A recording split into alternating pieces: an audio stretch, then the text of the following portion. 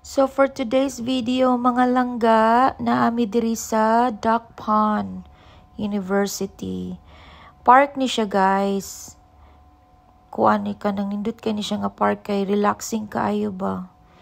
Ganahan kay ko sa view, ang trees, daghag trees. Ganahan kay ko muhag og trees, guys, kay kanabitong stress ka, overwhelming ka. Nya refreshing kaayo ang breeze. Kay daghag ka ng trees everywhere, ang shades. Kuan kaayo makaparelax, makapawala sa stress. So, gikan mi nangaon sa fast food, nanganhi mo diri kadiyot. Wala, lakaw-lakaw lang, relax kadiyot. Away from civilization. Kay mas nindot maning mag-relax ta sa nature, no? Panagsaan. So, nag-chill lang mi diring mga pila ka oras. Awa na ni akong bana, wa lingaw.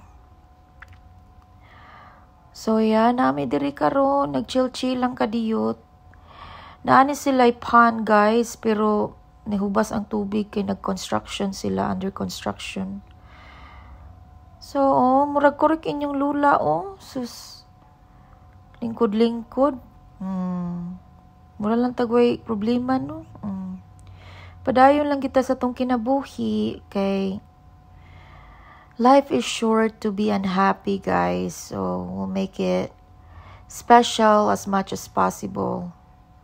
Live our life to the fullest. Daghan kaayo nig birds diri, guys. Madungog jud nimo sila everywhere. So, tanawa ng kahoy, guys. Grabe, kadako.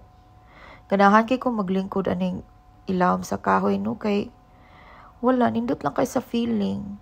Kanang kuan kaayo, relax kay imong pamati ba? Awa ning bird, sus. Cute kaayo. Daghan kay ni sila, guys, pero I don't see them today. Asa ka sila padung. Nay usa ka other park diri, guys. Asa me? Nami sa Duck Pond University. Just sitting.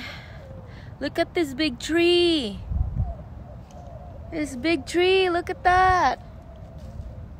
Oh my God, makes me feel so relaxed. Let's chill for a bit.